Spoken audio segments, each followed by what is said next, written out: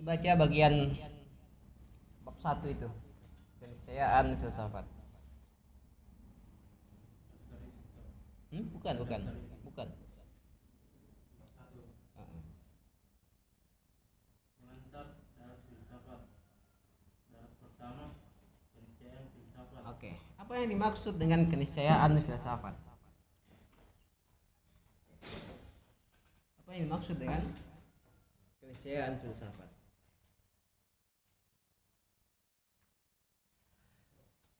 Hah? Bahwa filsafat itu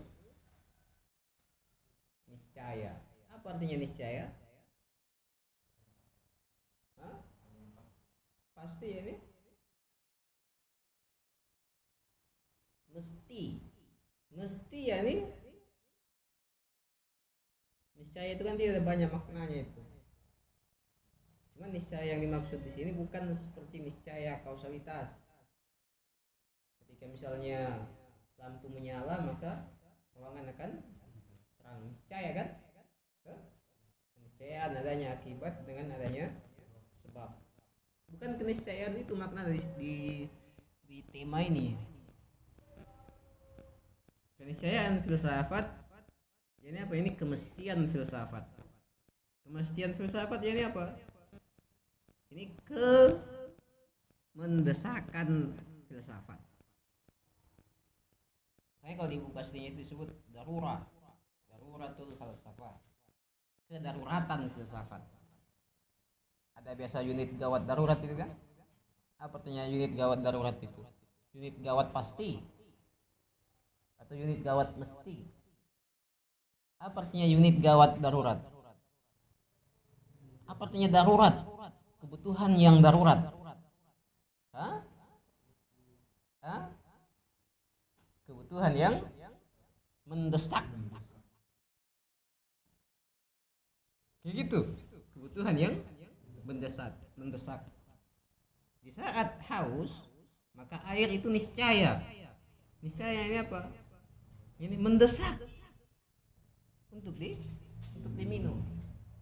Tapi dalam kondisi normal, ya dia tidak mendesak. Nah, apa yang bisa kita pahami dari judul itu, keniscayaan filsafat? Bahwa filsafat itu adalah hal yang mendesak. Setiap yang mendesak pasti penting, tapi tidak setiap yang penting itu mendesak. Nah, ini naik satu langkah ini dari level penting. Bukan hanya penting filsafat itu, tapi dia adalah kebutuhan yang mendesak yang harus dipenuhi oleh setiap manusia. Mengapa? Dengan alasan-alasan yang saya jelaskan kemarin itu. Bahwa apa? Bahwa setiap kita itu pasti melakukan sebuah gerakan, sebuah pilihan. Setiap detiknya itu ada saja hal yang kita lakukan. Dan setiap detiknya kita bergerak. Yang menjadi masalah adalah kita bergerak ke arah yang mana. Sehingga lahirlah dua jenis gerakan. Gerakan tanpa pengetahuan dan gerakan tanpa pengetahuan. Jadi gerakan tanpa pengetahuan yang objektif terhadap realitas. Karena gerakannya tanpa pengetahuan yang objektif, maka boleh jadi gerakan yang kita tempuh ini itu tidak mendekatkan kita pada kesempurnaan. Makanya penting dan mendesak untuk mengkaji sesuatu yang menjadi landasan gerak kita. Kecuali kita bisa berhenti di satu titik dan tidak lagi melakukan gerak.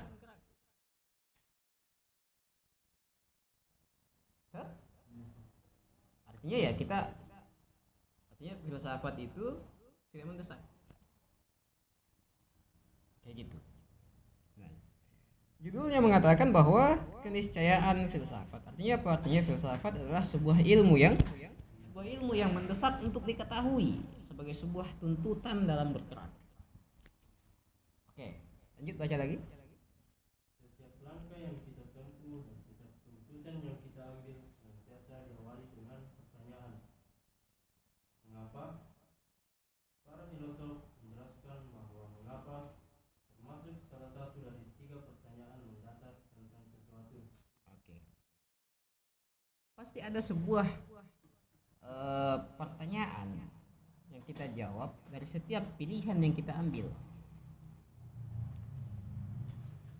Dan itu merupakan jawaban dari pertanyaan mengapa. Mengapa saya melakukan ini? Kalkulasinya pasti kalkulasi untung rugi.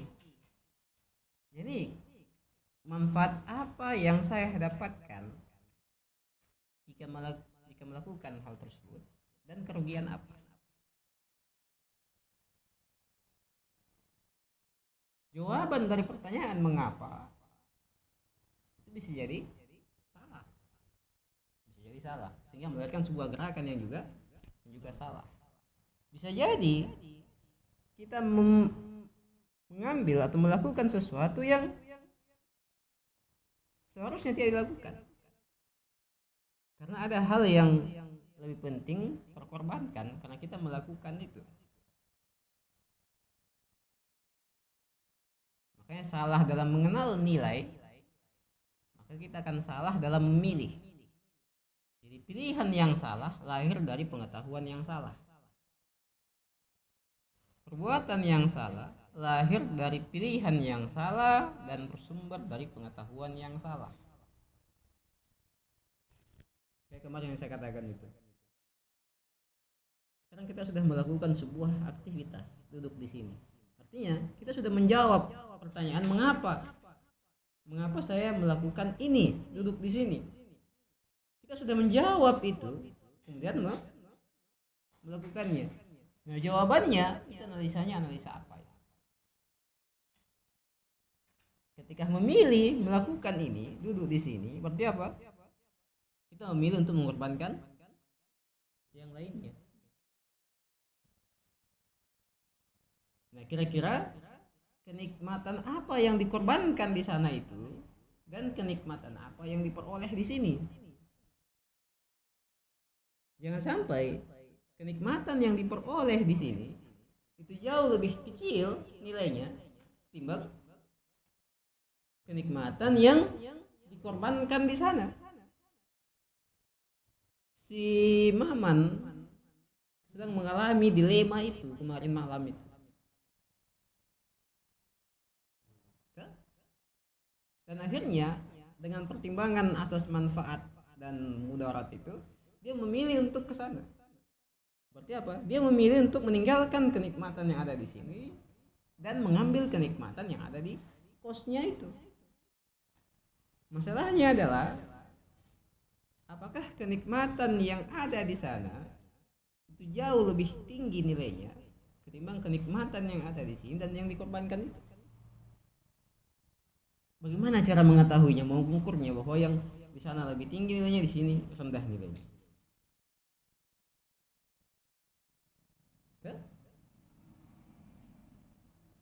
Setiap kenikmatan pasti ada deritanya juga, dan setiap penderitaan ada kenikmatannya juga. Berarti ketika kita meninggalkan kenikmatan di sini, itulah derita. Itulah derita. Karena meninggalkan kenikmatan berarti apa? Memilih untuk menerima derita itu, derita dari ketiadaan kenikmatan.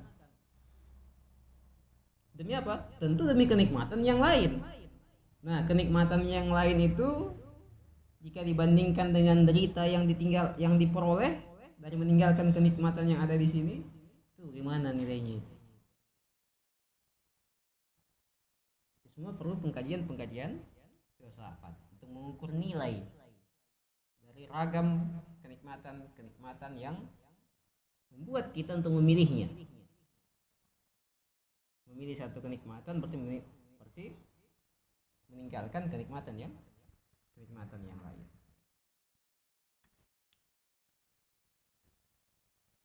Kan begitu.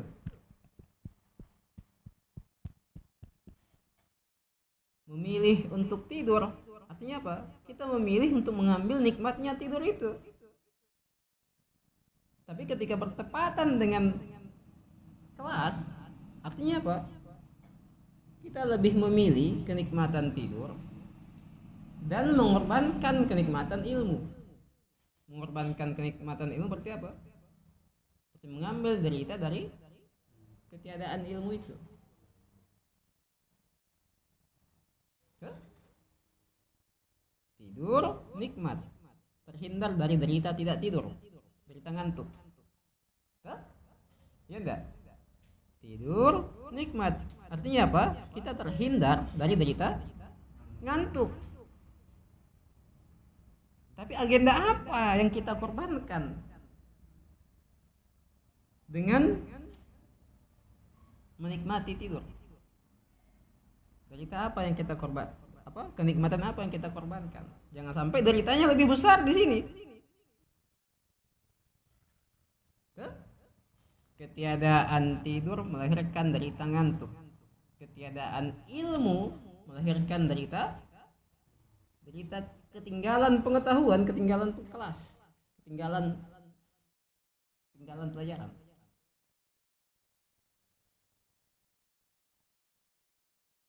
Kecuali bisa disusul nanti kan, menderita akhirnya jiwanya gilang misalnya kalau tidak ikut satu kali soro, karena memilih kenikmatan yang ada di luar dan menghindari kenikmatan kederita yang ada di luar itu.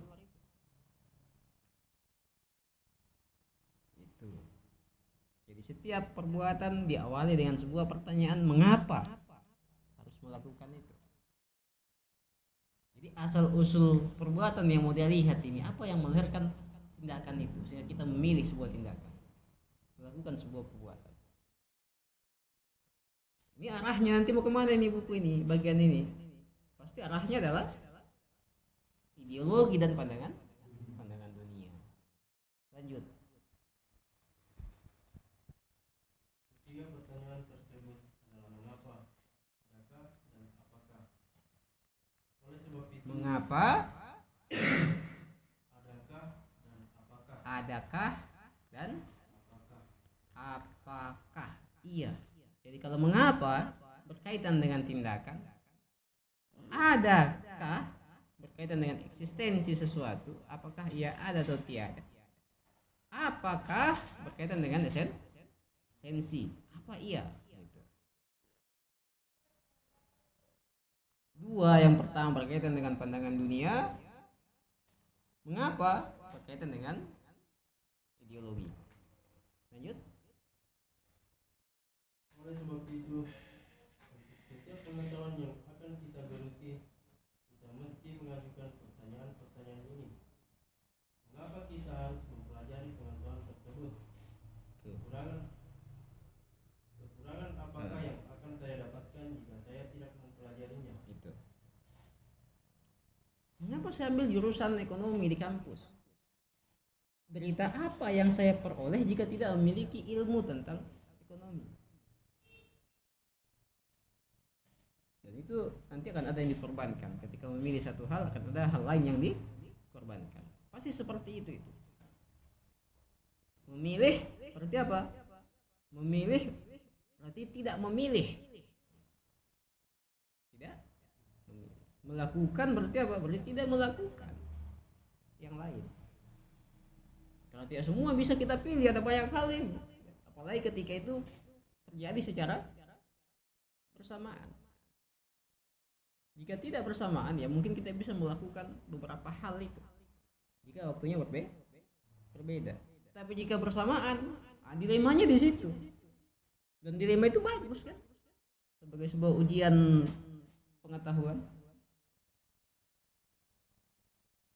Kan nanti manusia dilihat kualitas pilihannya ketika apa? Ketika dia berada pada pilihan-pilihan yang rumit. Dilema. Ya enggak? Tapi kalau berbeda waktu, ya tidak ada dilemanya. Ketika tidak ada dilemanya, tidak ada ujiannya. Ya, kita bisa melakukan semuanya. Tidak ada yang mesti dikorbankan. Tapi jika bersamaan waktunya dan semuanya adalah kebaikan, pada saat yang sama kita ingin menjaga orang sakit. Pada saat yang sama kita harus pergi ibadah. Pada saat yang sama kita harus ikut kelas. Pada saat yang sama dipanggil orang tua pulang. Pada saat yang sama, di situ menariknya itu di situ. Karena pada hal-hal yang baik ini kita bisa menguji kualitas pengetahuan kita. Apakah di antara hal yang baik itu kita memilih yang terbaik, yang mendesak, walaupun semuanya baik. Filosof itu adalah mereka yang dilema pada hal-hal yang baik. Jadi semua pilihannya kebaikan dan dia dilema di situ, itu baru filosof. Tapi kalau dilema dan hal-hal yang didilemai itu adalah hal-hal yang baik dan buruk, itu bukan dilema, itu pilihan yang mudah. Gilang misalnya dilema, kenapa? Dia bingung memilih antara pergi mabuk atau pergi kajian. Lah, mudah sekali pilihannya itu tidak perlu dilema. Karena satu baik, satu buruk.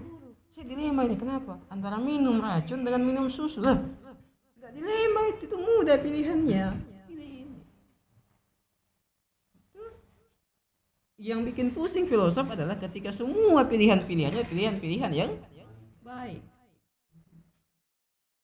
Pilihan-pilihan yang baik dan terjadi pada waktu yang bersamaan, sehingga satu kebaikan mesti dikorbankan. Artinya apa? Ya, kita tidak mendapatkan keuntungan dari yang kita korbankan itu. Kita memilih kebaikan yang lain. Nah, tinggal dilihat mana yang mendesak, mana yang lebih urgent. Kayak gitu. Apapun itu, dilema. Mau baca buku filsafat atau buku politik, ya dilema. Pertanyaan pasti, mengapa saya mengkaji ini? Mendahulukan ini bukan itu. Manfaat apa yang saya peroleh dari sini dan sana? Bagaimana komparasinya? Nanti filsafat hadir untuk memberikan kepada kita bagaimana cara memilih itu. Mendapatkan pengetahuan yang dengan pengetahuan itu kita jadikan sebagai standar, sebagai bingkai dalam memilih. Lanjut. Segenap pertanyaan itu akan memberikan motivasi dalam menimba suatu pengetahuan, bukan sekedar mencari jasa. Kayak gitu. Ini bukan sekedar ijazah kan? Walaupun itu juga bukan sekedar, berarti apa? Berarti itu juga. Tujuan kuliah itu apa sih? Pertama adalah ilmu, yang kedua adalah ijazah. Sudah bayar mahal-mahal dapat ilmunya dikasih jasa, mau? Udah mau. Ketika misalnya ada sebuah institusi yang tidak menawarkan ijazah, hanya menawarkan ilmu. Ada yang menawarkan ijazah tapi tidak terjamin ilmunya. Kita milih mana? Mengapa dan mengapa? Mengapa saya pilih ini dan mengorbankan itu? Asas pilihannya pasti manfaat. Gitu. Oke, lanjut. Mereka yang mencari ilmu dengan penuh gairah dan kecintaan tidak akan pernah bosan dan tidak akan meninggalkannya, karena ia memasuki pengetahuan tersebut dengan penuh kesadaran. Tuh, itu nanti agak sama di buku logika itu. Bahwa manusia tidak akan bisa menikmati atau konsisten terhadap sesuatu jika dia tidak merasakan kenikmatan dari situ. Jika dia tidak mengetahui manfaat dari apa yang ingin dicapainya. Tapi begitu kita ketahui, walaupun mungkin tidak dirasakan, tidak disadari manfaatnya, tapi kita yakin bahwa ada manfaatnya, walaupun tidak disadari manfaatnya itu. Tidak disadari manfaatnya. Berilmu misalnya, apa manfaatnya berilmu?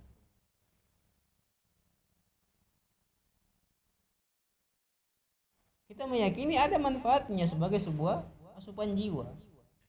Masalahnya adalah ketika ilmu itu hadir ke jiwa, kita tidak sadar. Tidak sadar efeknya. Beda dengan ketika kita minum kopi, langsung disadari manfaatnya. Tapi hal-hal yang bersifat metafisik, kita hanya bisa meyakini bahwa manfaatnya ada dan urgen mendesak walaupun tidak tersadari. Kenapa tidak tersadari? Ya karena fokus perhatian kita tidak ke jiwa tapi kepada fisik. Nah, sehingga harus dicari tahu lagi apakah manfaat itu hanya sekedar fisik atau ada juga manfaat metafisik. Lanjut.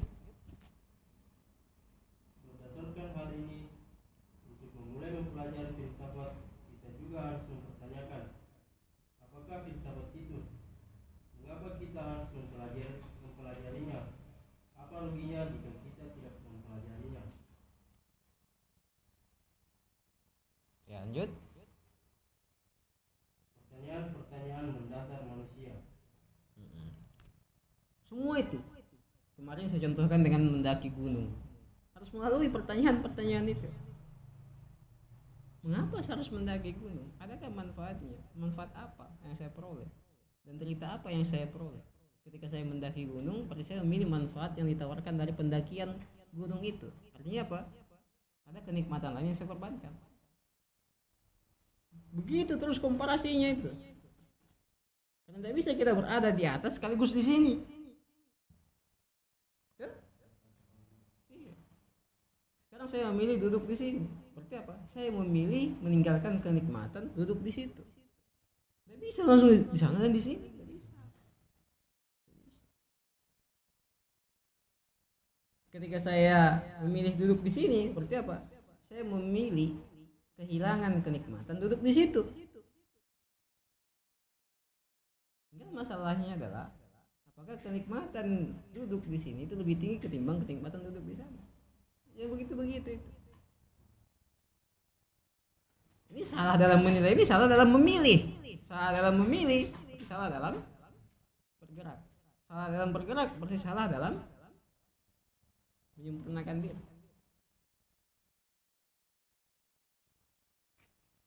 Lanjut. Setiap manusia secara fitrah mengajarkan kebahagiaan untuk dirinya. Untuk dirinya. Apa maknanya? Bahwa manusia itu individualistik. Manusia itu mementingkan dirinya, mencari keuntungan untuk dirinya. Tidak akan melakukan sesuatu kecuali sesuatu itu mendatangkan manfaat bagi siapa? Ya bagi dirinya. Tidak mungkin ada orang yang melakukan sesuatu yang tidak bermanfaat dalam anggapannya ini.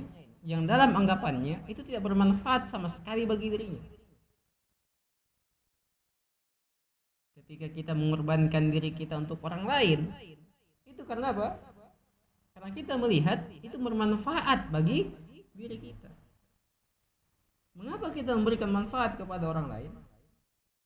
Karena kita melihat bahwa memberikan manfaat kepada orang lain itu mendatangkan manfaat bagi diri yang lebih besar ketimbang derita, kelelahan dalam memberikan manfaat pada orang lain. Artinya apa? Artinya orang lain itu kita jadikan sebagai alat untuk apa? Untuk mendatangkan manfaat bagi diri.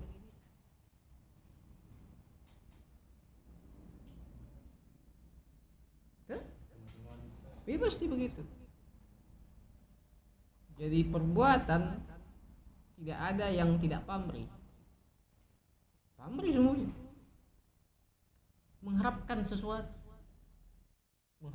sesuatu dan sesuatu yang diharapkan itu adalah manfaat bagi diri. Tapi saya rela menderita demi orang lain. Mengapa? Ya, karena saya melihat itulah manfaat dan itu mendatangkan manfaat bagi saya. Rela menderita demi orang lain itu akan mendatangkan manfaat bagi diri. Makanya kan ada dua jenis manusia nanti itu. Ada yang mengambil manfaat dari orang lain dengan cara memberikan derita pada orang lain. Ada orang yang berbahagia dengan cara menderitakan orang lain. Ada orang yang hidup dengan cara mematikan yang lain. Kan gitu.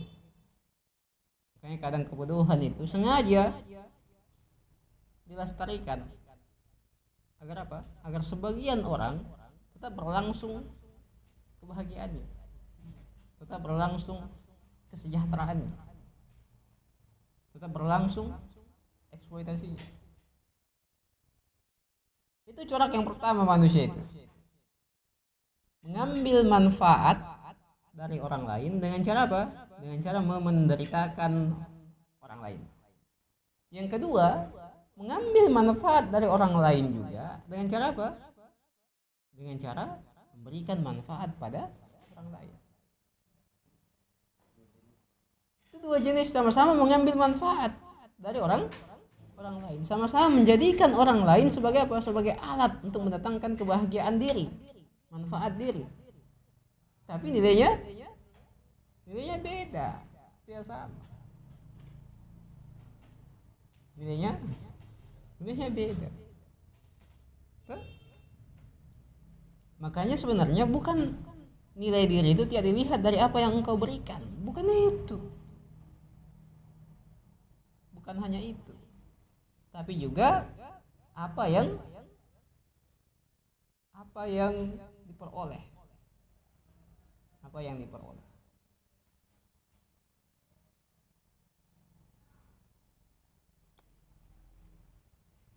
Apa yang diperoleh. Jadi manfaat apa yang diperoleh. Untuk mendatangkan manfaat-manfaat yang bersifat material, untuk mengambil manfaat yang bersifat material dari orang lain, caranya itu ada dua. Caranya ada dua. Pertama, membuat orang lain menderita, ataukah membuat orang lain bahagia. Ini apa? Ini caranya adalah cara harmonisasi atau cara eksploitasi. Cara yang kedua ini itu lebih cepat mendatangkan manfaat material pada diri. Tapi jika kita ingin mengambil manfaat non materi dari orang lain, itu jalannya cuma satu, yaitu jalan harmonisasi. Tidak bisa ditempuh dengan jalan eksploitasi.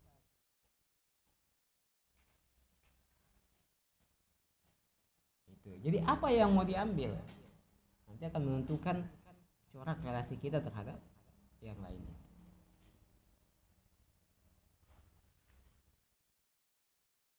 Oke,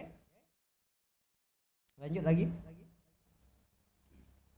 Semua aliran dan ismu mengaku memberi petunjuk dan mengantarkan manusia pada kebahagiaannya. Semuanya seperti itu. Semuanya mendaku bahwa aliran ini atau jalan ini, paham ini, itu mendatangkan kebahagiaan bagi manusia.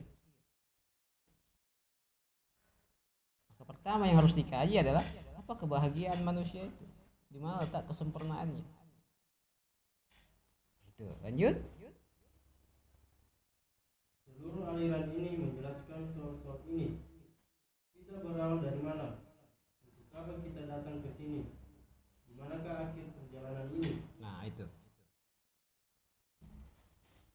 Jadi semua tentang kesempurnaan kebahagiaan diri yang atas dasar itu kita melakukan sebuah gerakan dan pilihan. Kan itu pasti asasnya itu fitrah yang mendasari semua gerakan dan pilihan manusia adalah fitrah ingin bahagia, fitrah ingin menyempurna. Ini apa? Kecintaan pada diri. Itu dasarnya, dasar gerakan dan pilihan itu. Ada spidol.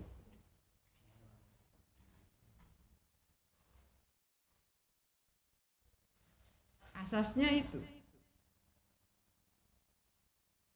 Kalau kita melakukan relasi sosial, itu karena kita mencintai diri kita, bukan karena orang lain. Kenapa? Karena kita melihat bahwa mencintai orang lain itu mendatangkan keuntungan bagi diri. Jadi fitrah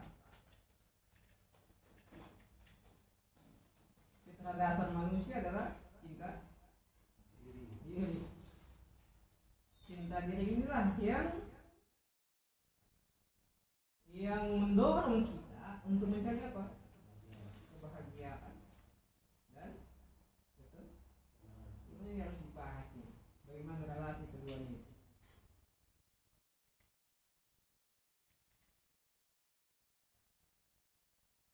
Apakah setiap kebahagiaan mendatangkan kesempurnaan? Apakah kesempurnaan meniscayakan kebahagiaan? Ada berapa jenis kebahagiaan? Ada berapa jenis kesempurnaan? Tapi ini yang mendasarinya. Mencari kebahagiaan dan kesempurnaan. Sempurnaan apa ya? Diri kan? Untuk apa? Ya karena kita mencintai diri kita. Kemudian lahirlah pilihan, lahirlah perbuatan.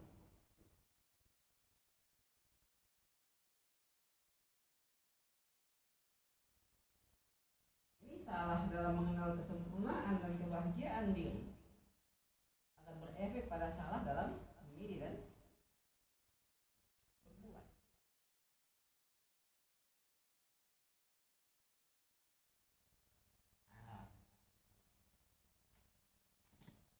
Oke, lanjut. Bahkan semua manusia mempertanyakan tujuan dari hidup ini, yaitu apakah tujuan penciptaan ini? Setelah kita meninggal kelak, apakah kehidupan akan berakhir? Apakah kebahagiaan hakiki manusia? Bagaimanakah caranya agar kita bisa mencapai kebahagiaan? Tadi sebelumnya ada kata di mana, dari mana, di mana itu coba.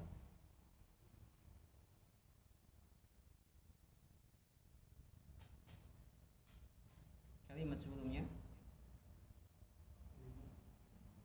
Bedakan kalimat dengan paragraf ya. Kalimat sebelumnya cari titik sebelumnya itu. Kita berawal dari mana? Itu. Untuk apa kita Betul. datang ke sini? Terus? Di manakah akhir perjalanan ini? Itu pertanyaan-pertanyaan dasar yang kemarin ada 3 juga itu kan. Ada banyak sebenarnya. Pertanyaan-pertanyaan dasar itu. Ya penghapusnya mana? Terus itu nggak ambil penghapus.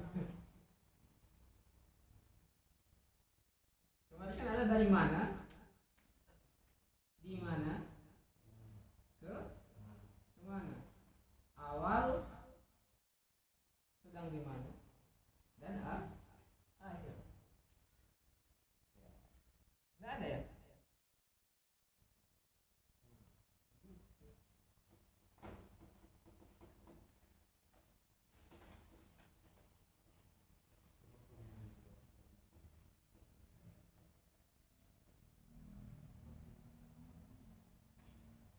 Jadi dari mana? Ini awal wujud, awal eksistensi kita dari mana? Di mana? Ini level eksistensi. Kalau di situ tadi pertanyaannya di mana? Setelah ketahuan bahwa kita ada di mana, untuk apa kita di sini? Untuk apa? Saya berada di level eksistensi materi, ada di alam materi. Untuk apa di sini? Untuk apa di sini? Apakah untuk bermukim? Ataukah hanya untuk numpang lewat? Ataukah apa? Apakah kita menganggap bahwa dunia ini adalah negara asli kita? Ataukah hanya penginapan saja?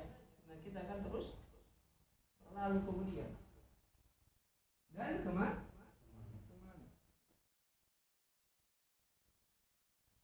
Tadi tentang kesempurnaan dan kebahagiaan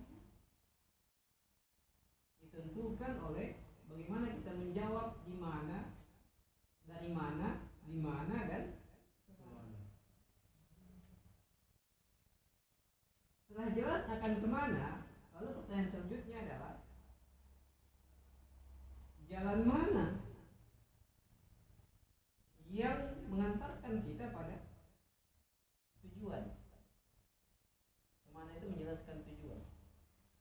Dan Dan siapa penunjuk jalannya menuju itu, menuju tujuan itu. Kemarin yang saya bahas di sini adalah dari mana itu, yani apa, yani asal wujud diri. Apakah milik sendiri ataukah pinjaman, pemberian dari yang lain. Kemudian di mana, yani apa? Jadi di mana level eksistensi kita sekarang? Di level berapa? Untuk apa kita di level eksistensi itu? Menetap di situ atau bergerak?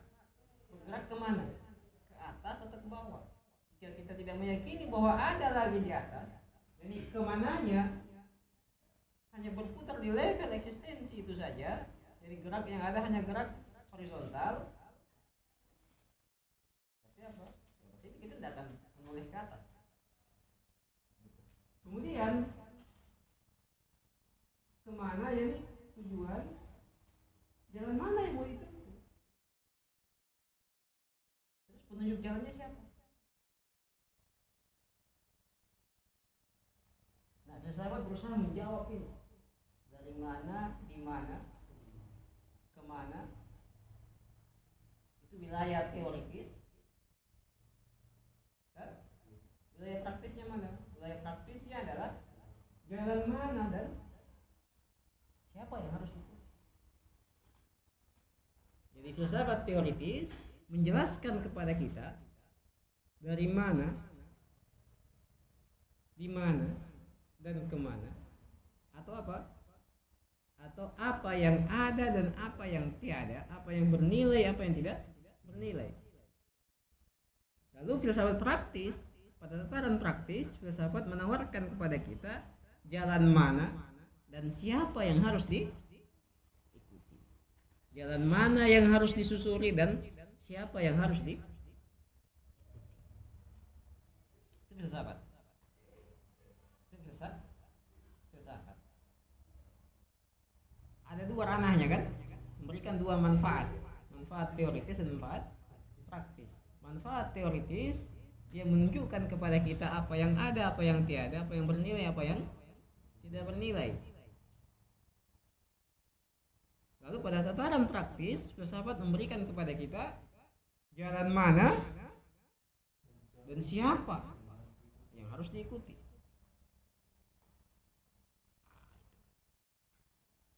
Dan itu adalah sebuah hal yang mendasari semua tindakan kita. Makanya salah dalam menjawab semua itu, salah dalam tindakan. Gitu. Lanjut. Ini pertanyaan-pertanyaan dasar. Lanjut. Di bawahnya itu yang orang dari mana, Ustaz?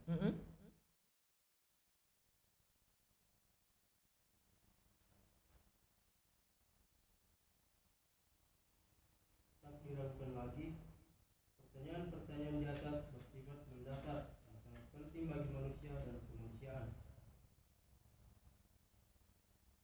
Terus? Pertanyaan-pertanyaan itu tidak dibatasi oleh ruang dan waktu, sebab semua pertanyaan itu telah inheren dalam diri manusia. Ya, cuman kadang tidak dipeduli. Pertanyaan itu bersifat hadir dalam diri, tapi dia tidak dipeduli dan tidak direnungi jawabannya secara mendalam. Tiba-tiba saja kita melakukan sebuah tindakan dan pilihan. Kenapa? Karena kita tidak berlama-lama untuk menjawab pertanyaan-pertanyaan mendasar itu. Yang ternyata pertanyaan-pertanyaan mendasar itu sangat penting dan berpengaruh untuk gerak kemanusiaan. Gitu. Artinya apa? Dia ingin bilang bahwa kita kadang melewatkan begitu saja pertanyaan-pertanyaan yang semestinya dipikirkan dengan matang jawabannya. Masalah-masalah yang seharusnya dipikirkan. Tapi kita beralih berlama-lama untuk memikirkan hal-hal yang tidak begitu penting dan mendesak untuk diketahui. Di situ tadi jelas itu, di mana letak kemendesakannya pertanyaan-pertanyaan filosofis itu. Karena setiap detiknya kita melakukan pilihan dan tindakan. Oke, lanjut. Selama manusia masih hidup di bumi, maka pertanyaan-pertanyaan di atas akan senantiasa hadir bersemayam Terus bersamanya. Jawaban terhadap pertanyaan-pertanyaan di atas akan membentuk perjalanan manusia dan menentukan sikapnya terhadap alam ini. kenapa? Karena pertanyaan-pertanyaan tersebut melahirkan sebuah jawaban yang kita sebut dengan pandangan dunia dan biologi. Lanjut. Sejujurnya, jika pemikiran tentang tauhid atau awal dan ma'ad atau akhir mendominasi suatu masyarakat, kira-kira bagaimanakah warna masyarakat tersebut? Kayak gitu. Sebaliknya, apa yang akan terjadi jika pemahaman tauhid dan ma'ad terasing dari masyarakat tersebut? Pernahkah Anda memikirkan hal ini sebelumnya? Para ahli sejarah filsafat meyakini bahwa pertanyaan filsafat yang paling mendasar dan paling awal berkenaan dengan pertanyaan tentang eksistensi, wujud atau keberadaan. Ini apa yang ada, apa yang tiada, apa yang bernilai, apa yang tidak bernilai, apa yang substansial, apa yang tidak. Nah, bayangkan kalau semua masyarakat misalnya tadi dikatakan bahwa memiliki pandangan dunia tauhid yang meyakini asal eksistensinya berasal dari Tuhan dan gerak eksistensinya juga berujung pada Tuhan. Corak masyarakatnya seperti apa dengan pandangan dunia seperti itu? Ataukah berangkat dari materi dan berujung pada materi? Corak masyarakatnya itu gimana? Oke, lanjut. Pertanyaan ini berkenaan dengan sebab pertama atau sebab dari segala yang ada. Selain itu, pertanyaan tentang ma'ad dan sistem alam termasuk pertanyaan yang senantiasa mengusik benak manusia. Tentunya, pertanyaan ini tidak hadir secara aktual dalam benak seluruh manusia. Gitu kan? Ada, tapi apa? Tapi dia tidak disadari. Dia bersifat potensi, tidak dihadirkan pertanyaan itu. Kenapa? Karena tidak dipeduli. Tidak dipeduli, dianggap tidak penting. Lanjut. Namun, pertanyaan ini tidak akan membiarkan manusia bebas darinya. Oke. Ya. Jadi dia tidak disadari, tapi sesungguhnya manusia telah menjawab pertanyaan itu dengan tindakannya. Iya. Jadi sebenarnya semua manusia sedang menjalankan jawaban dari pertanyaan-pertanyaan itu. Jadi mereka menjawab pertanyaan-pertanyaan mendasar itu dengan begitu cepat, dan tindakannya, pilihannya adalah cermin yang memperlihatkan jawaban mereka.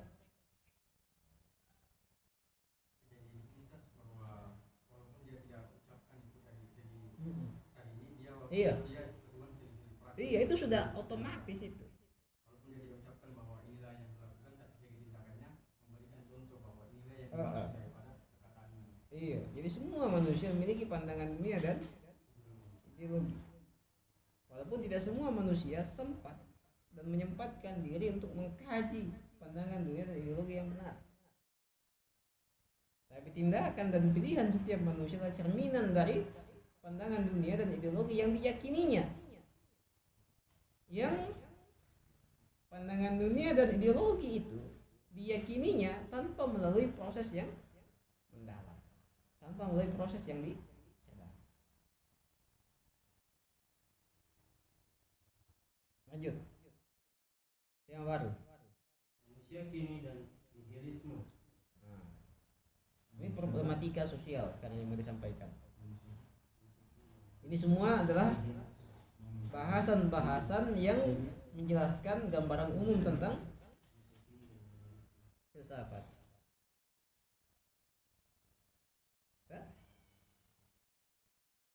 Oke.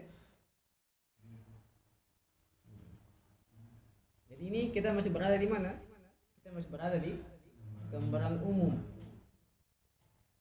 Ini saya nanti mau sampaikan bagaimana kondisi manusia masa kini dan solusinya apa.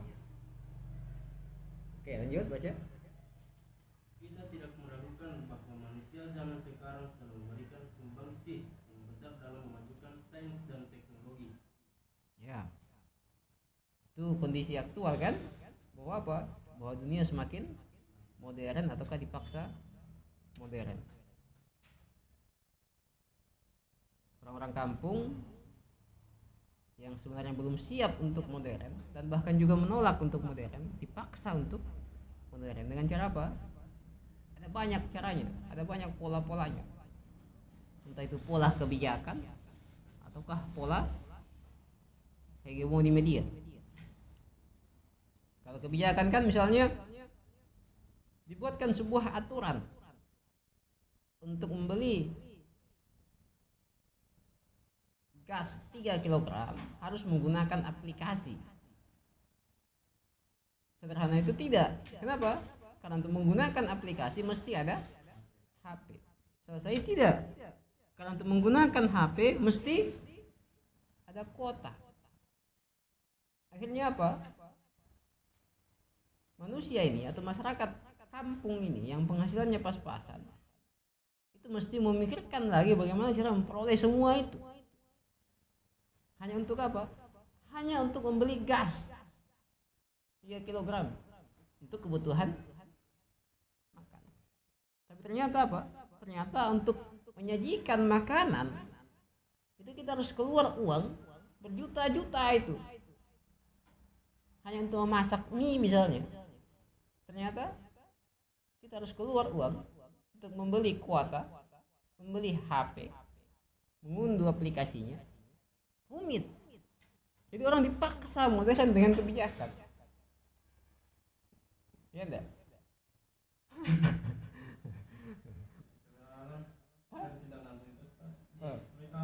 Iya enggak? Kenapa? Karena ada pemerataan kebijakan. Mengapa kebijakan itu tidak disesuaikan dengan kondisi kesejahteraan masyarakat? Mengapa kebijakan yang butuh pengeluaran uang tambahan itu tidak disertai atau didahului dengan upaya peningkatan kesejahteraan masyarakat? Ya kayak gitu-gitu. Orang dipaksa. Orang tidak tahu apa itu online, apa itu laptop, apa itu. Tidak tahu. Orang datang biasanya ke sekolah, ambil formulir, isi, selesai. Tapi ketika kebijakan itu diberlakukan secara nasional, maka orang di pelosok-pelosok sana itu yang tiada listrik, tiada apa, tidak tahu macam. Secara langsung kayak harga laptop dan sebagainya. Iya. Langsung Iya. Maka akan ada yang diuntungkan. Siapa? Yang perusahaan.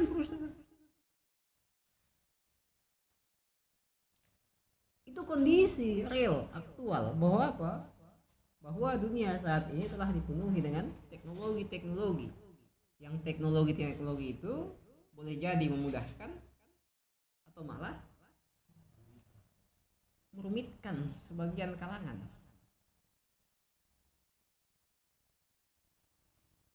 Bayangkan kalau misalnya kebijakan harus mengenakan sepatu bagi pengendara motor. Dan itu bukan sekedar himbauan, tapi diwajibkan misalnya, apa yang terjadi?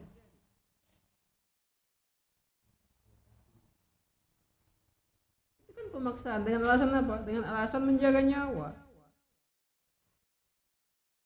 pemotor. Seolah-olah hanya itu solusinya. Solusi yang akhirnya apa? Membebankan masyarakat. Mengapa tidak ciptakan sebuah solusi yang melahirkan kebijakan yang kebijakan ini realisasinya dibebankan kepada masyarakat biayanya? Kenapa tidak mengupayakan peningkatan kesejahteraan agar apa? Agar kebijakan yang membutuhkan biaya lebih itu bisa terrealisasi. Kayak gitu. Rumit itu Pak, orang dipaksa untuk modernisasi. Kayak gitu.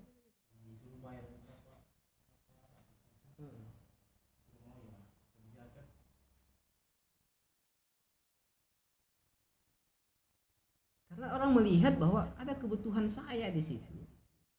Akhirnya apa? Mau tidak mau semua kerumitan ini harus dipenuhi karena kita melihat ada kebutuhan di situ. Jadi sebenarnya apa? Sebenarnya sebagian orang memanfaatkan kebutuhan orang lain itu untuk apa? Mendatangkan manfaat bagi diri mereka.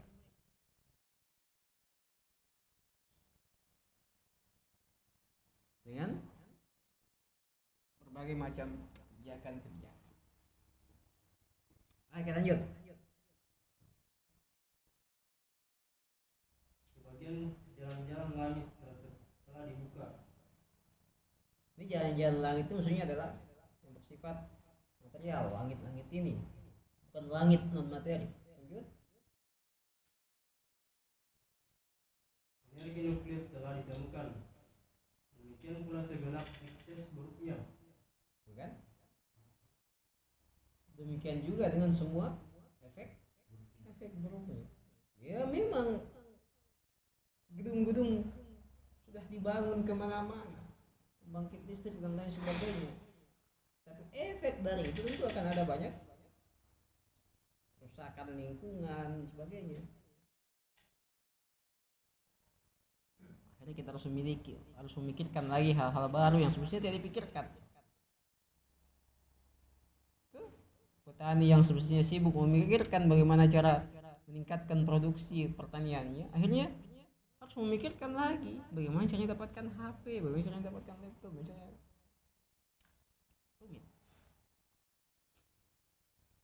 Lanjut. Namun dari sisi lain, seluruh kemajuan ini justru telah membuat manusia asing terhadap kehidupan dirinya sendiri. Lanjut. Manusia telah mengalami apa yang disebut dengan nihilisme. Kehilangan makna hidup.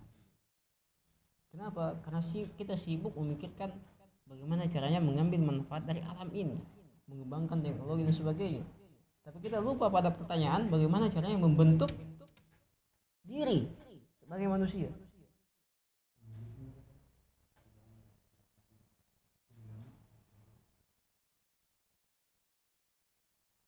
Cari di internet itu nihilisme apa itu. Kayak gitu. Orang sibuk bagaimana caranya membangun rumah, tapi lupa bagaimana caranya membangun diri. Nah, yang kita kaji selama ini adalah yang di luar, kan? Yang di dalam. Orang sudah bisa itu terbang tinggi, kalah burung-burung itu. Orang juga sudah bisa berenang jauh ke laut, kalah ikan-ikan. Ada ikan baru, bukan ternyata manusia. Ke atas ketemu burung-burung yang terbang, kaget burung-burung itu. Apa ini? Manusia ternyata. Pesawat. Ataukah dia terjun dari atas langit dengan parasutnya? Kaget itu burung. Apa lewat tadi? Saya sering kaget-kaget ketika menemukan makhluk asing lewat tiba-tiba kan. Apa itu?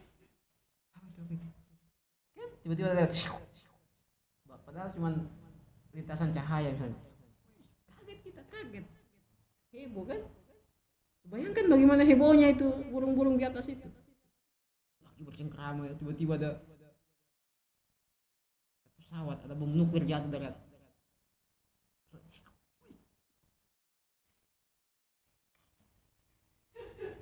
Di laut juga seperti itu. Ikan-ikan lagi asik bersenda gurau. Tiba-tiba apa? Ada penyelam. Kapal selam lewat. Apa itu? Ternyata apa? Manusia begitu. Ke langit dan ke bawah laut telah disingkapnya. Tapi apa? Tapi selalu gagal untuk berjalan di bumi sebagai manusia.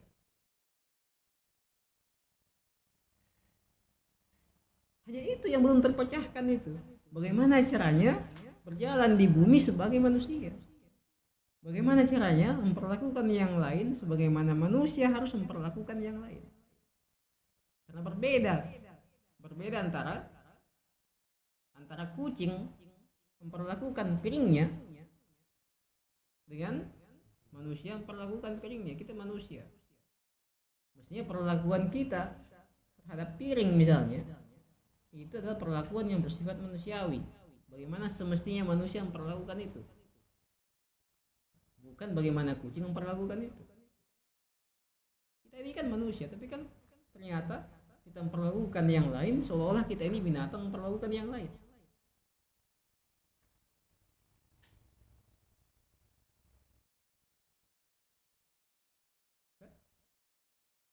Itu disebut dengan homo homini lupus, atau apa, manusia serigala itu. Nah, filsafat berusaha untuk mengenali hakikat manusia agar bisa bertindak sebagaimana harusnya manusia.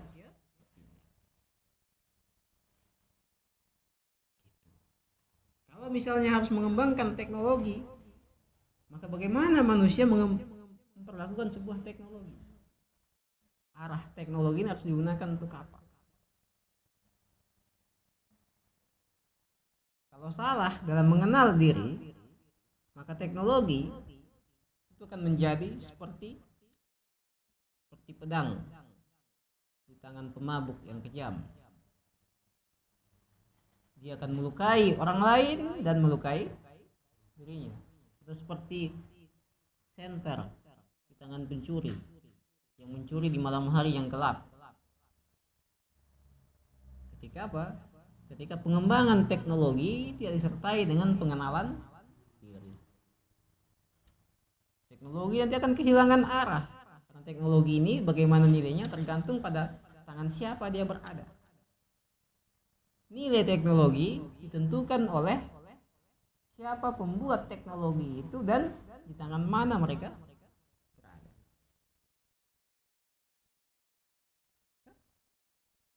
Pisau di tangan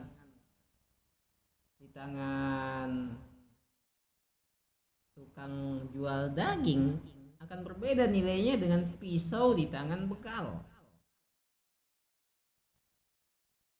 Pedang di tangan Rasulullah beda nilainya dengan pedang di tangan Abu Lahab. Tinta pulpen spidol di tangannya Gilang beda nilainya dengan tinta spidol di tangan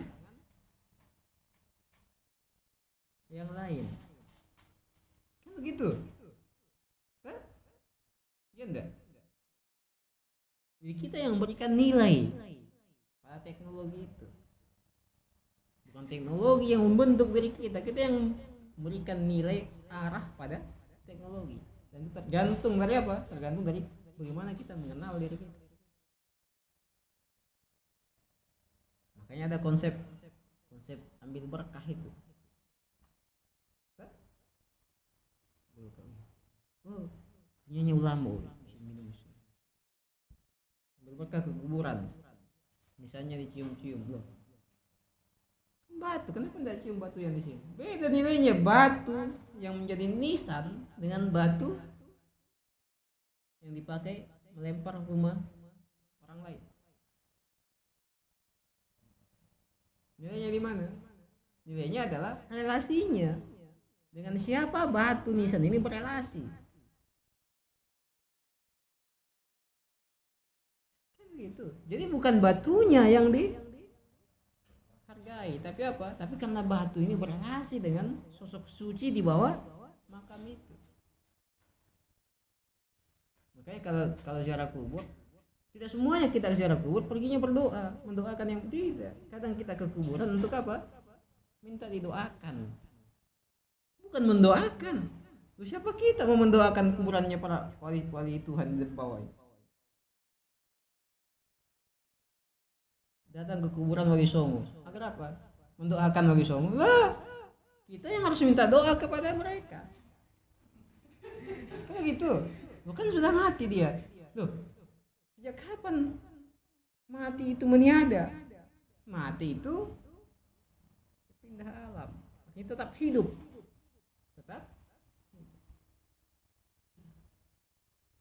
Jadi bukan kita yang berdoa.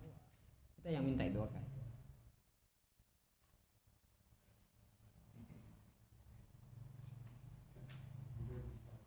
itu.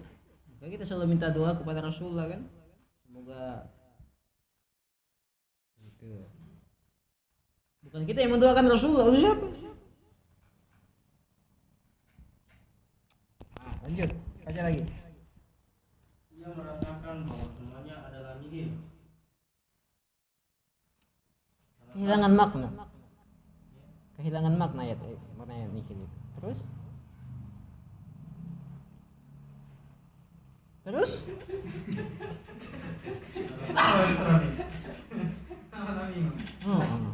Salah satu pemikir barat mengatakan manusia modern mampu mengetahui bagaimana kita masuk ke dasar laut dan bergerak seperti ikan.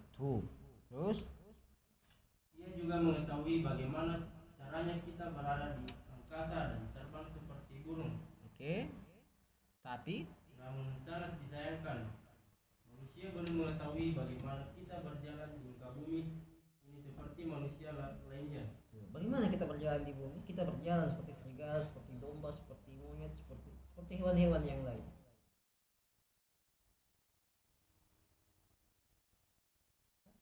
Kenapa? Ya karena memang seperti itu manusia. Manusia itu bisa melahirkan serigala, bisa melahirkan domba. Serigala memangsa domba, domba pun diam dimangsa. Begitu ada kesempatan, domba ini akan mengeksekusi serigala. Ataukah domba ini akan mengeksekusi yang di bawahnya lagi. Begitu manusia. Nah, kapan manusia melahirkan manusia? Yang mana sih yang disebut dengan manusia? Apakah karena rupanya seperti itu atau itu satu masalah itu. Bahwa kita belum berjalan di bumi sebagai manusia, sebagaimana harusnya manusia berjalan di bumi.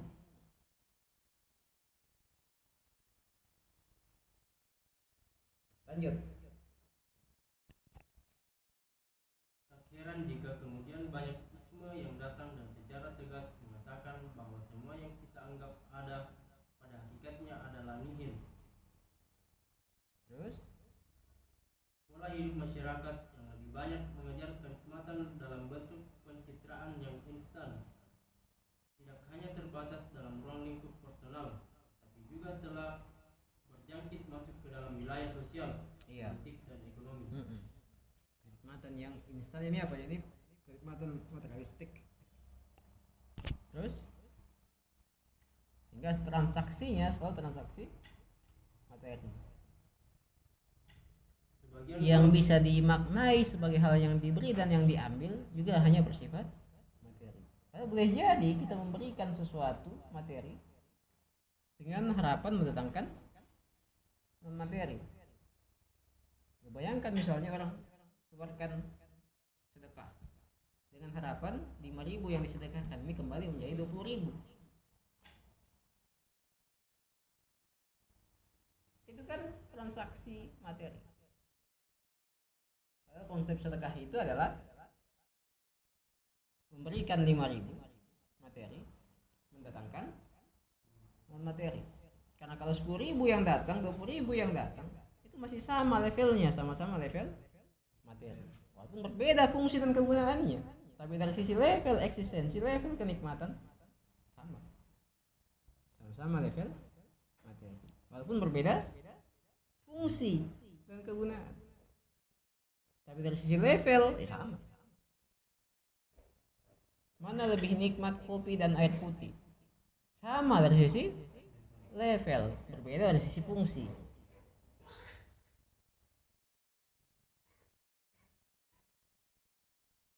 Ada kayaknya tukang ikan tuh.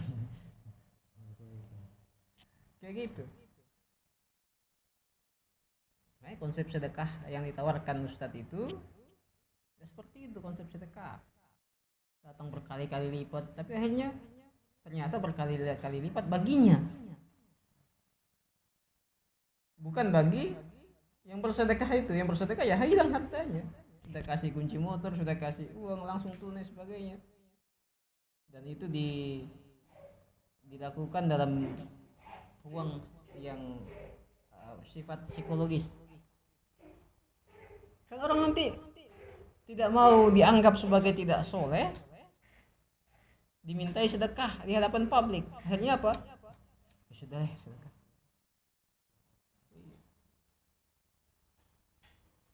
Rumit. Lanjut. Sebagian kelompok memilih sosialisme dan sebagian lagi memilih kapitalisme, dan kelompok lainnya juga memilih aliansi politik alternatif dalam mencoba menolong umat manusia dari problematika keseharian yang mereka hadapi. Iya, semuanya mencoba menawarkan solusi. Kapitalisme ini solusinya, sosialisme ini solusinya. Ternyata apa? Kapitalisme hanya menjadikan dunia ini milik segelintir orang saja, yaitu para kapitalis. Sosialisme justru semakin menjauhkan manusia dari dirinya. Kenapa? Karena dia mengutamakan yang lain. Dia membuat dirinya menjadi tersandra oleh orang lain. Lanjut.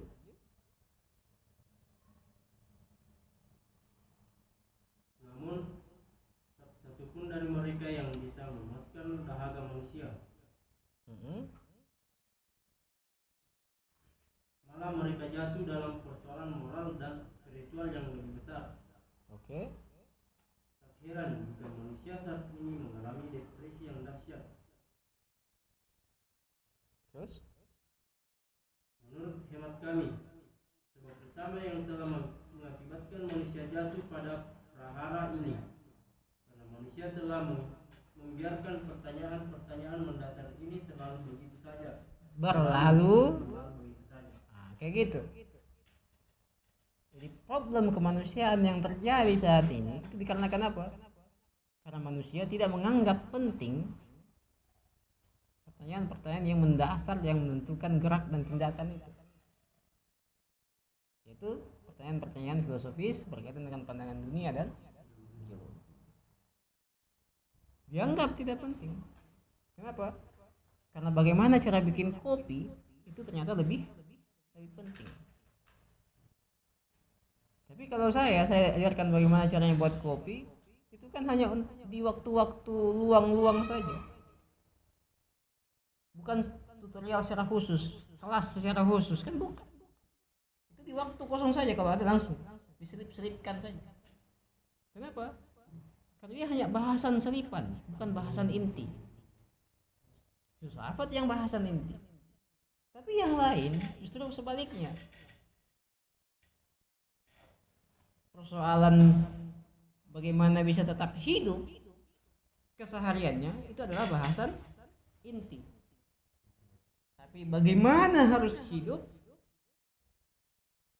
itu bukan hanya dijadikan selipan, bahkan di skip. Kayak kita nonton iklan di YouTube itu langsung hilang, nggak penting. Pernah nggak nonton YouTube itu ada skip, lewati kan? Kalau kita tadi yang selipan-selipan itu ya diselip-selipkan, diselipkan 1, 2, 3 menit.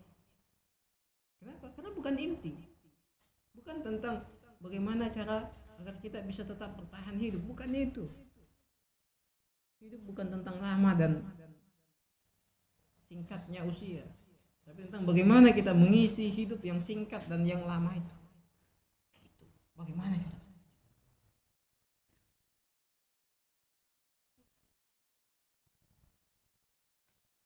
Lanjut. Apakah awal ciptaan ini? Kembali lagi ke dari mana? Lanjut. Akan berakhir kemanakah kehidupan ini? Kemana? Terus? Dan siapakah yang akan memberikan petunjuk? Tuh kan? Tentu itu adanya di mana? Di mana mau kemana? Di mana mau kemana? Jalan mana? Petunjuknya siapa? Misalnya jalannya mengikuti jalur jalan poros itu. Oke. Terus penunjuk jalannya siapa? Nah, ada Maps, ada Grab. ini jalan vertikal. Kalau kita meyakini bahwa kemana adalah ke langit, berarti harus dikenali jalan-jalan menuju langit itu. Dan pemberi petunjuknya siapa? Siapa yang memberikan kita petunjuk jalan-jalan ke langit?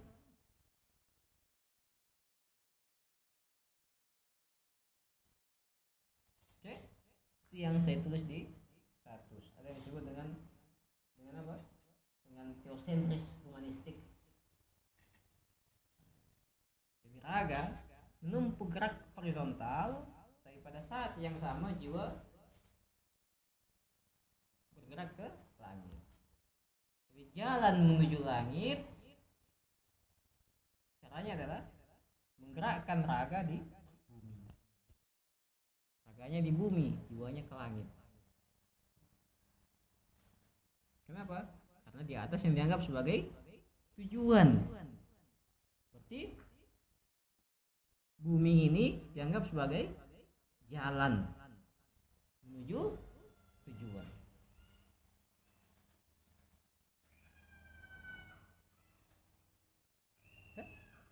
Ada yang berjalan di bumi, tapi bumi ini tidak dijadikan sebagai jalan, dijadikan sebagai tujuan.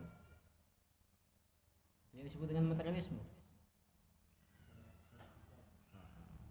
Lanjut, baca lagi. Di dalam menjawab seluruh pertanyaan tersebut dibutuhkan pemikiran dan perenungan filosofis melalui akal manusia. Ya. Melalui baca. Sebelum saya suruh berhenti, jangan berhenti. Pertanyaan-pertanyaan tersebut sebenarnya adalah persoalan tentang pandangan dunia itu sendiri. Oh, ujungnya ke situ. Tadi semua yang kita bahas adalah pandangan dunia dan ideologi. Kenapa? Karena itulah yang menentukan apa yang harus dilakukan dan apa yang harus dipilih. Kan gitu. Jadi inti dari semuanya apa? Pandangan dunia. Dan kita ingin menemukan sebuah pandangan dunia filosofis yang rasional, yang melahirkan ideologi yang rasional pula, agar melahirkan iman yang rasional. Iman yang rasional turun dalam wujud tindakan yang rasional. Ini apa? Yang kita ingin menjadi manusia. Dengan terlebih dahulu menyingkap pandangan dunia dan ideologi manusiawi. Bayangkan apa yang dipersembahkan filsafat pada kemanusiaan. Itu apa? Sebuah basis rasional dari tindakan. Jadi kalau ditanya apa sumbangsinya para filosof itu, apa sumbangsinya kita mengkaji filsafat? Mengapa para orang-orang yang berfilsafat jarang melakukan aksi-aksi sosial? Apa sumbangsinya terhadap manusia? Sumbangsinya terhadap manusia adalah memberikan nilai pada tindakannya,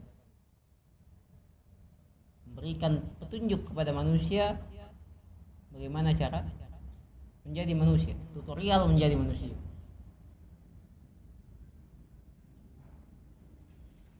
Dan itu adalah hal yang mendesak. Mengapa mendesak? Karena kita bukan kucing, kita manusia.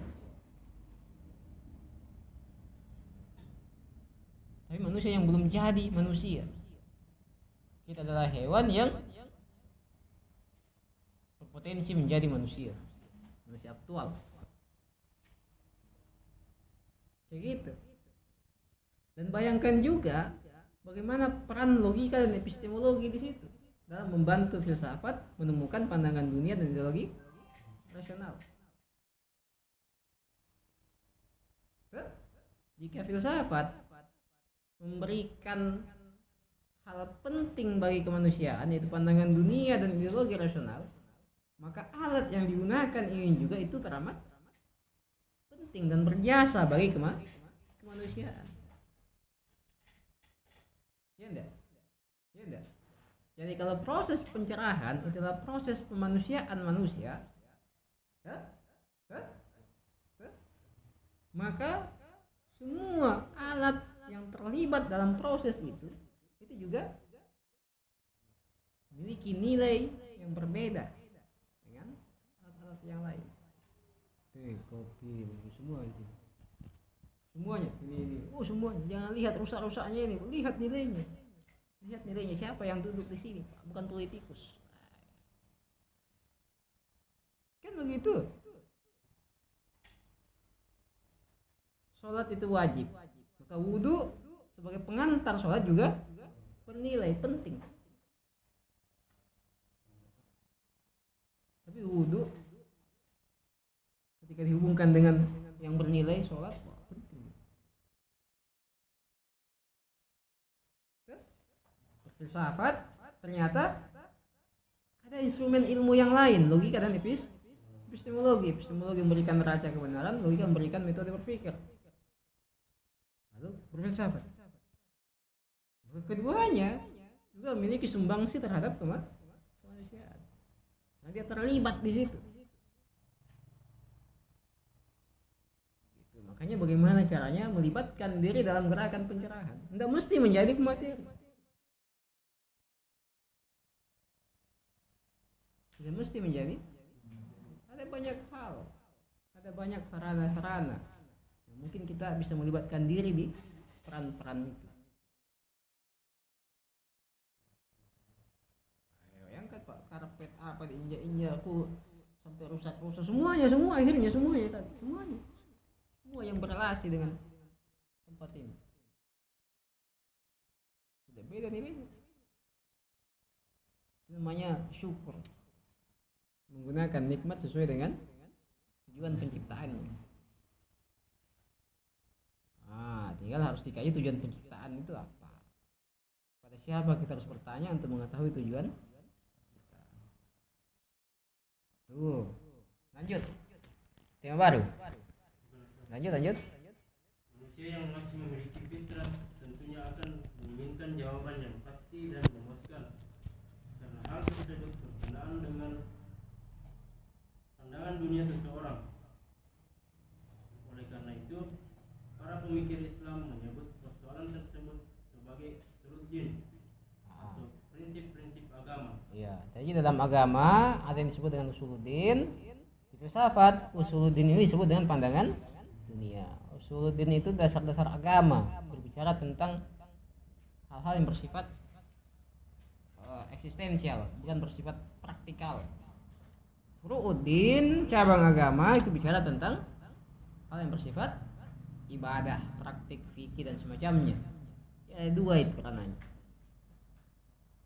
Kita kadang berdebatnya mati-matian di furu'uddin, cabang-cabang agama. Kenapa sholat begini, kenapa tidak sholat seperti itu, kenapa seperti ini model ibadahnya, kenapa tidak seperti ini, sebagainya.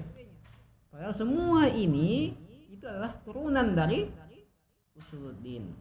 Mengapanya di sini? Siapa yang ada di sini? Tidak usah heran kenapa satu manusia melakukan hal tertentu yang lainnya tidak melakukan itu. Yang satu mengajar perkara tertentu yang lainnya tidak mengajar perkara itu.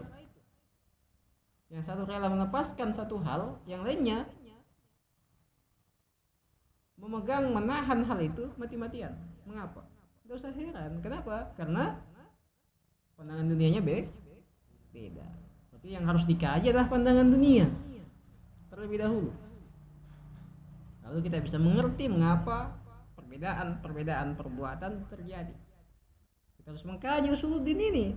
Apa yang ada? Apakah Tuhan itu ada? Tidak. Sampai kepada turun pengganti-penggantinya apa segala macam.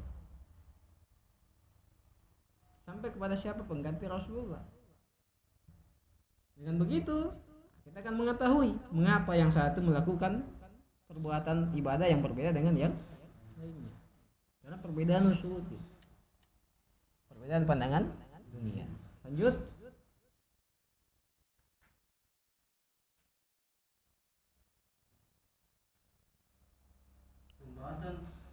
Pembahasan tauhid adalah jawaban terhadap pertanyaan apakah awal dari segala sesuatu. Iya kan, tauhid mabda. Terus pembahasan ma'ad adalah jawaban terhadap pertanyaan apakah akhir dari perbuatan ini. Iya.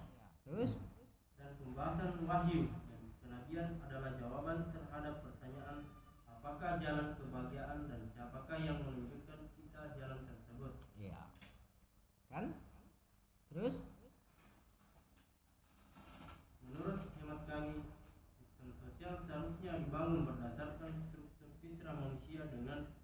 seluruh bagian eksistensinya, termasuk dengan memperhatikan tujuan penciptaan manusia dan membantu manusia untuk sampai pada tujuan akhirnya. Gitu. Tapi salah dalam persepsi tadi tujuan itu, salah semuanya. Pasti akan salah jalan itu, salah peta itu. Jadi kalau misalnya Akil mau ke Palopo, tapi dia meyakini dalam pengetahuannya bahwa Palopo itu ada di setelah Takalar, dia pasti akan salah jalan itu. Salah jalan. Dia akan menempuh jalan yang tidak akan membawanya pada tujuan yang ingin dicapainya. Sampai sana, ketemu Supardi. Ya itu Takalar, Palopo di sana. Jalannya ke bawah. Salah dalam mengenal tujuan, salah dalam mengenal jalan. Jangan dulu keburu-buru minta dikirimkan Google Maps. Tujuannya mau kemana? Lanjut. Ada berapa paragraf lagi sampai ke tema baru? Iya, baca.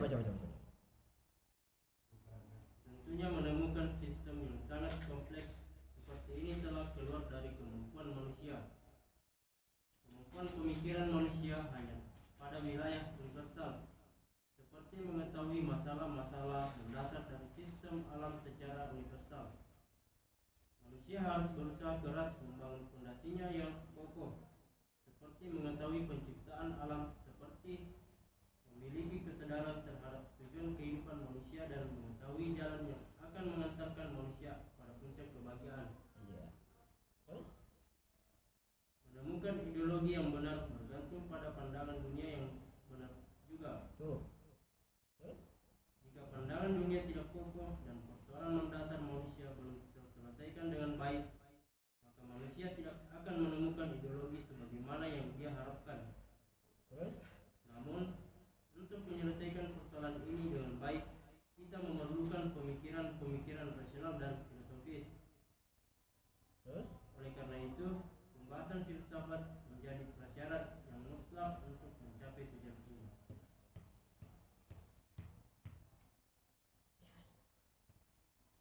Bagaimana filsafat dalam memanusiakan manusia? Dengan cara apa? Mengajak manusia melintasi jalur kemanusiaan yang sesuai dengan tujuan penciptaannya. Dengan terlebih dahulu menunjukkan apa? Menunjukkan ideologi dan pandangan dunia rasional. Filsafat seperti apa? Mencari pandangan dunia dan ideologi. Sebagai apa? Sebagai basis gerakan. Apakah kita sedang mengkaji filsafat sekarang ini? Belum. Kita masih apa? Kita masih berada di luar, melihat apa yang ditawarkan filsafat. Setelah itu lahirlah penasdikan kita bahwa penting. Ayo kita kaji. Penting. Ayo kita kaji. Mengkajinya berarti apa? Berarti bersiap melepaskan kenikmatan-kenikmatan yang lain. Yang artinya apa? Bersiap menerima derita dari melepas kenikmatan-kenikmatan itu.